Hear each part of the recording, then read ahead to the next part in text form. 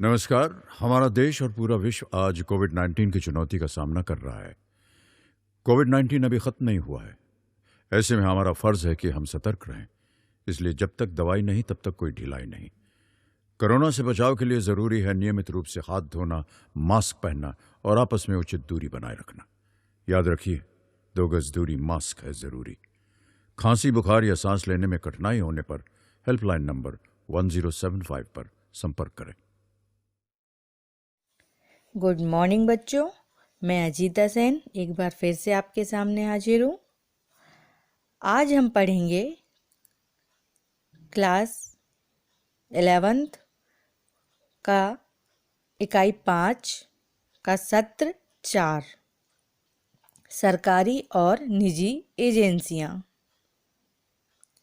इसके पहले वाली कक्षा में हमने सत्र 3 हरित अर्थव्यवस्था के लिए पर्णधारक पढ़ा था, जिसमें हमने जो अर्थव्यवस्था में पर्णधारक हैं जितने उनके बारे में पढ़ा था, जैसे किसान, मूल जनजाति, महिलाएं, श्रमिक, बच्चे, युवा, सरकार, व्यापार उद्योग, ये आदि। ठीक है। और सोलर लैंप के बारे में बनाना कैसे, उसके लाभ, बोतल लैंप बनाना, ये सारी चीज़ें उसमें हमने पढ़ी थी।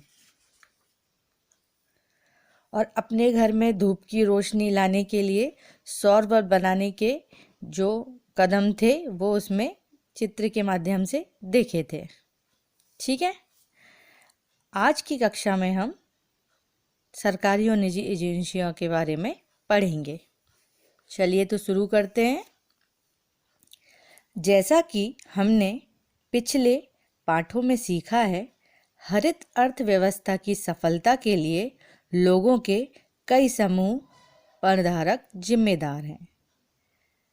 जिस सबसे महत्वपूर्ण समूह में से 2 सरकारी और निजी एजेंसियां हैं।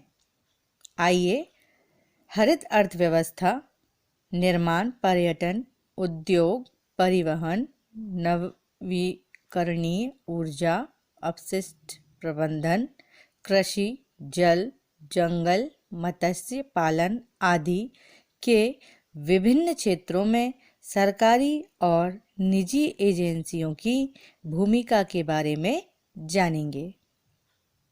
आज हम इसमें इन सभी के बारे में जानेंगे कि इनकी क्या भूमिका है। पहले सरकारें चित्र 5.3 और स्थानीय प्राधिकरण अन्य देशों के साथ सतत विकास कानून, नीतियों, कार्यनीतियों, मानकों, कार्यक्रमों और समझौतों को बनाते और लागू करते हैं। देखिए 5.3 में आपको ये चित्र दिख रहा होगा, ऊपर फ्लैग लगा हुआ है, ये सरकार का चित्र। ठीक है। फिर नेक्स्ट, भारत सरकार के लगभग सभी मंत्रालय स्थायी विकास के लिए निर्णय लेने में शामिल हैं। इनमें प्रमुख भागीदारी पर्यावरण, वन और जलवायु परिवर्तन, कृषि, जल संसाधन, वित्त, उद्योग, ग्रामीण विकास, वाणिज्य और अपारंपरिक ऊर्जा स्रोत मंत्रालयों की है। चलिए अब नेक्स्ट, सरकार की भूमिका। सरकार की क्या भूमिका रहती है हम देखते हैं। चलिए, सरकार नीतियां बनाती है और योजनाओं और नीतियों को कार्यान्वित करने के लिए निधि प्रदान करती है। यह पर्यावरण की सुरक्षा और कानून तोड़ने वालों के खिलाफ कार्रवाई करने के लिए विधान, कानून जैसे पर्यावरण संरक्षण अधिनियम 1986 बनाता है।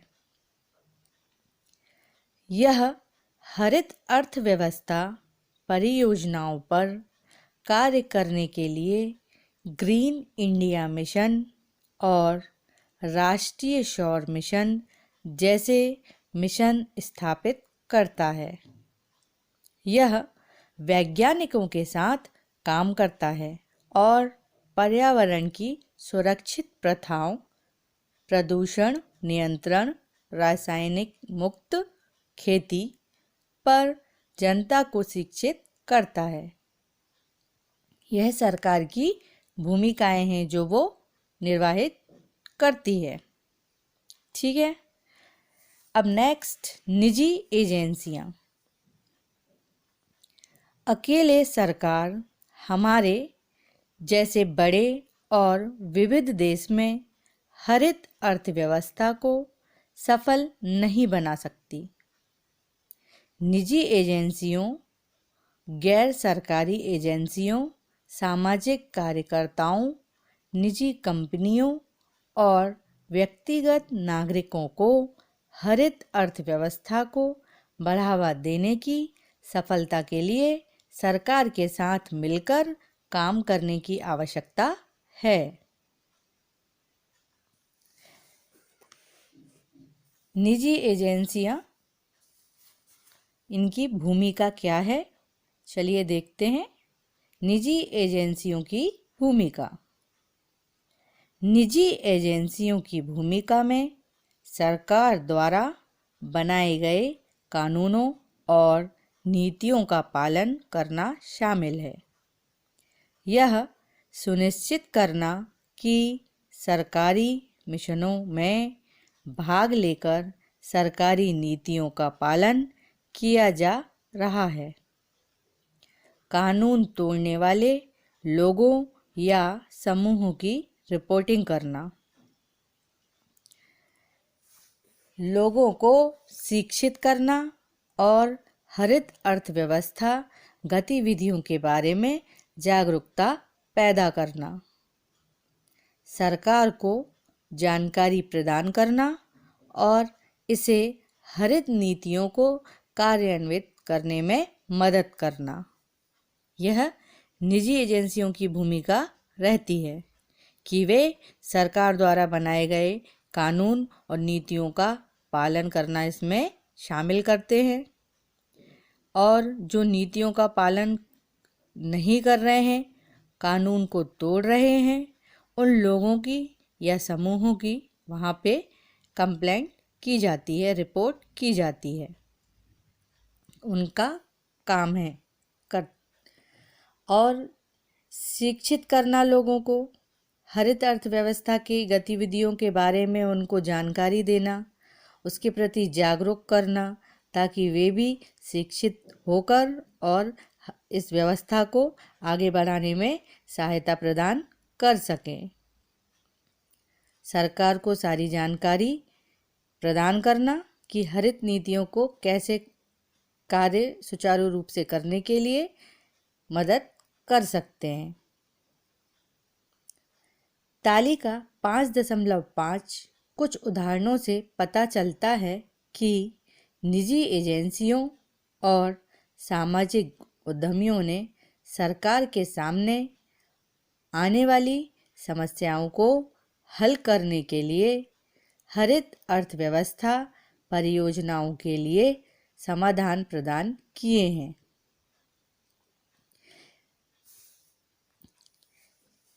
अब हम कुछ हरित परियोजनाओं के उदाहरण पढ़ेंगे जिन्होंने निजी एजेंसियों और सामाजिक उद्यमी सरकार के सामने जो भी समस्याएं आई हैं उन्हें हल करने के लिए क्या क्या समाधान उसके निकाले हैं और क्या प्रयास किया है अर्थव्यवस्था परियोजनाओं को बनाए रखने के लिए। चलिए देखते हैं। पहला है स्वच्छ सहकारी। पुणे शहर के ठोस अपशिष्ट प्रबंधन प्रणाली में अनौपचारिक रूप से कचरा बीनने वालों को एकत्रित करता है। सरकार और कचरा बीनने वालों के समर्थन से यह परियोजना सफल हो गई है। 9,000 से अधिक उद्यमी कचरा बीनने वाले लोग अब गरिमा के साथ काम करते हैं और एक विकेंद्रीकृत अपशिष्ट प्रबंधन प्रणाली प्रदान करते हैं। वे ठोस कचरे के पुनर्चक्रण के साथ बायोगैस पुनर्जनन के माध्यम से गीले कचरे का कुशल निपटान सुनिश्चित करते हैं। मतलब 9,000 से अधिक लोग कचरे बीनने का काम करते हैं और उन्हें यह कार्य करने में गरिमा के साथ कार्य करते हैं बिना किसी हिचकिचाहट के। ठीक है, अपशिष्ट प्रबंधन प्रणाली प्रदान करते हैं। ठोस कचरे का पुनर्चक्रण के साथ बायोगैस बनाने के लिए गीले कचरे का कुशल निपटारा करके उसे सुनिश्चित करते हैं।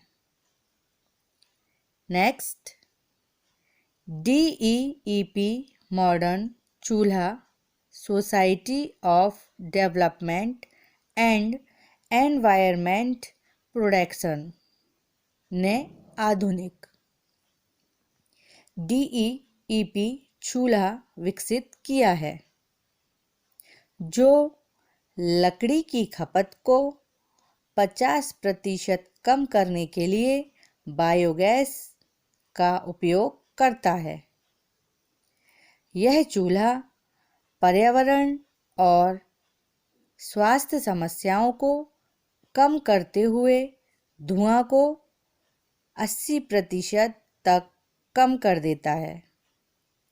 परियोजना में राजमिस्त्री और वेल्डर को प्रशिक्षित किया जाता है जिससे चूल्हा तैयार किया जा सके, जिससे रोजगार और उद्यमिता के अवसर बढ़ेंगे।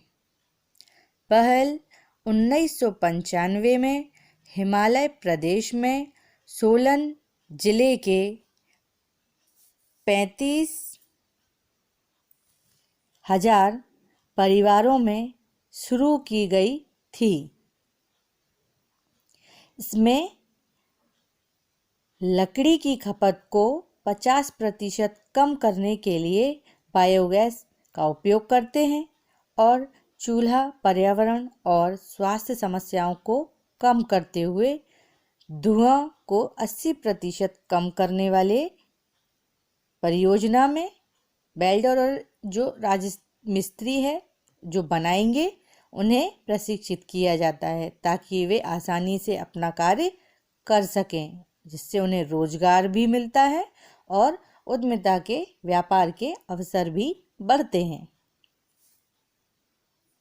अब नेक्स्ट, एनवायलेट ग्रीन सॉल्यूशन फाउंडेशन GSF ने गांवों और शहरों में मलिन बस्तियों में स्वच्छता व्यवस्था के लिए एक जैव शौचालय समाधान बनाया है जिसमें सीवेज प्रणाली का अभाव था।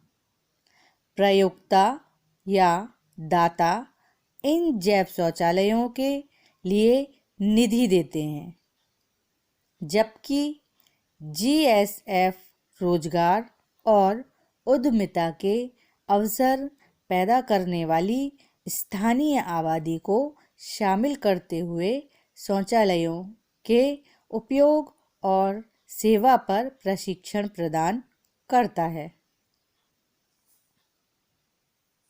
जैव डाइजेस्टर टैंक इस पर्यावरण अनुकूल शौचालय के लिए आधार बनाता है। एरोबिक बैक्टीरिया का उपयोग करते हुए यह टैंक मानव अपशिष्ट को पर्यावरण मानक संगत पानी में परिवर्तित करता है, जिसका उपयोग फ्लशिंग या सिंचाई के लिए भी किया जाता है। हरित लाभ। कम फ्लशिंग के कारण जल संरक्षण, कुशल सीवेज प्रणाली, मिट्टी और पानी के संदूषण में कमी, स्वच्छता संबंधी स्वच्छता के कारण बीमारियों में कमी, प्रति 1000 शौचालयों को बनाने में 130 ग्रीन जॉब्स। यह हरित लाभ हैं। अब चलिए देखते हैं प्रायोगिक अभ्यास। प्रायोगिक गतिविधियों को अध्यापकों द्वारा सुगम बनाया जाएगा और अध्यापकों द्वारा छात्रों को आवश्यक प्रतिक्रिया प्रदान की जाएगी। गतिविधि 1। समूह अभ्यास। सरकारी और निजी एजेंसियों की भूमिका पर चर्चा। आपको समूह में बनाकर सरकारी और निजी एजेंसियों की भूमिका क्या है, इस पर चर्चा करना है, अपना सहमति देना है कि क्या है इनका काम। आवश्यक सामग्री पेन और कागज में आप नोट करेंगे। प्रक्रिया 4-5 छात्रों का समूह बनाएं। प्रत्येक समूह को इस पाठ में उदाहरणों की तरह हरित अर्थव्यवस्था परियोजनाओं के लिए सुझाव देना चाहिए ताकि पर्यावरणीय समस्याओं का समाधान किया जा सके और रोजगार का सृजन किया जा सके। वे विचारों को प्राप्त करने के लिए किताबें, समाचार पत्र या इंटरनेट पर पढ़ सकते हैं। उन्हें परियोजना के महत्व पर चर्चा करने की आवश्यकता है और यह कैसे एक हरित अर्थव्यवस्था की मदद कर सकता है। प्रत्येक समूह को अपनी बातों को पूरी कक्षा के सामने प्रस्तुत करना होगा। गतिविधि 2। हरित क्षेत्र पर पोस्टर तैयार करना। आवश्यक सामग्री पेन, पेंसिल, रंग, चार्ट पेपर। इसमें आपको एक पोस्टर तैयार करना है जो हरित क्षेत्र से जुड़ा हुआ है। एक पोस्टर बना के आपको तैयार करना है। प्रक्रिया पिछली गतिविधियों में बनाए गए समूहों का उपयोग करें। किसी भी मौजूदा या सुझाए गए हरित अर्थव्यवस्था परियोजना, धुआं रहित चूल्हा या इलेक्ट्रिक वाहन या जैविक फॉर्म को दर्शाने वाला एक पोस्टर बनाएं। आपको एक हरित क्षेत्र अर्थव्यवस्था परियोजना जो चित्र है, धुआं रहित चूल्हा या इलेक्ट्रिक वाहन या जैविक फॉर्म में किसी एक का आपको पोस्टर बनाना है। ये प्रोजेक्ट आपके द्वारा सीखी गई किसी भी हरित अर्थव्यवस्था क्षेत्र से हो सकते हैं। यदि आपके पास कक्षा में कम समय है तो इस गतिविधि को होमवर्क के रूप में भी पूरा किया जा सकता है। आप लोग अपना प्रोजेक्ट घर पे बनाएं, एक हरित अर्थव्यवस्था क्षेत्र से जुड़ा हुआ पोस्टर तैयार करें।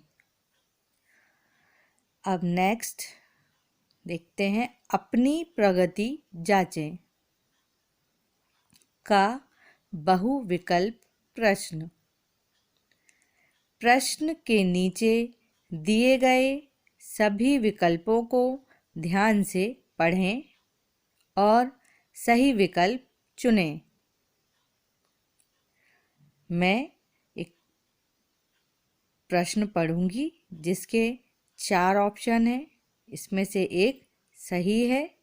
आप ध्यान से सुनिए और उसे पढ़िए, उसका सही उत्तर बताइए।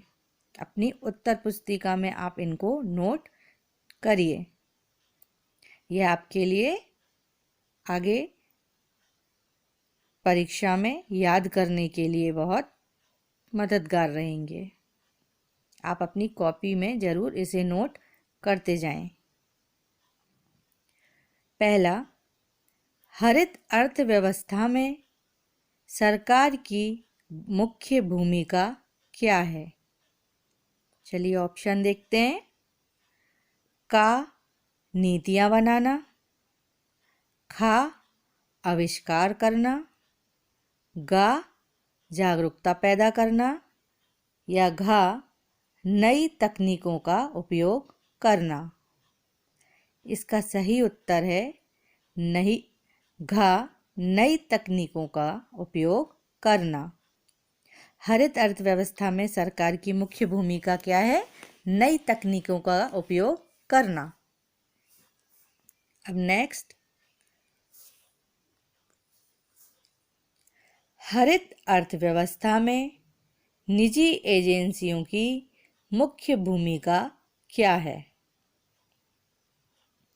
चलिए इसके ऑप्शन देखते हैं। का, नीतियों को कार्यान्वित करने में सरकार की मदद करना। खा, नीतियाँ बनाना। गा, कानून बनाना। या घा, राष्ट्रीय बजट बनाना। इसका सही उत्तर है का, नीतियों को कार्यान्वित करने में सरकार की मदद करना। हरित अर्थव्यवस्था में निजी एजेंसियों की भूमिका है क्या? का, नीतियों को कार्यान्वित करने में सरकार की मदद करना। अब नेक्स्ट, थर्ड, देश में हरित अर्थव्यवस्था की सफलता के लिए कौन जिम्मेदार है? चलिए इसके ऑप्शन देखते हैं।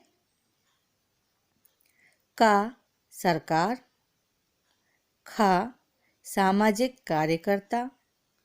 गा, व्यक्तिगत नागरिक। या घा, उपरोक्त सभी। इसका सही उत्तर है घा, उपरोक्त सभी।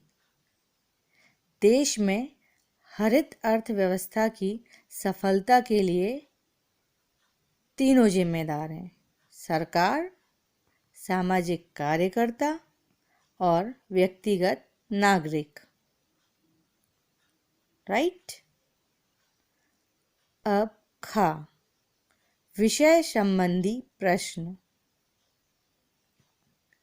पहला, उदाहरणों के साथ एक हरित अर्थव्यवस्था में सरकारी और निजी एजेंसियों की भूमिका को समझाइए।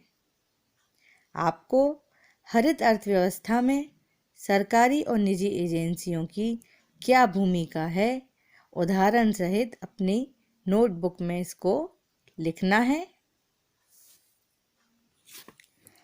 निजी एजेंसियों की भूमिका अभी हमने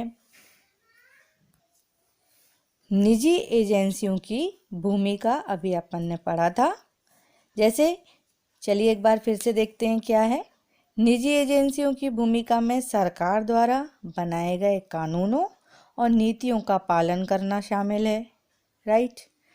यह सुनिश्चित करना कि सरकारी मिशनों में भाग लेकर सरकारी नीतियों का पालन किया जा रहा है। कानून तोड़ने वालों और लोगों और समूहों की रिपोर्ट करना, लोगों को शिक्षित करना और हरित अर्थव्यवस्था गतिविधियों के बारे में जागरूकता पैदा करना, सरकारी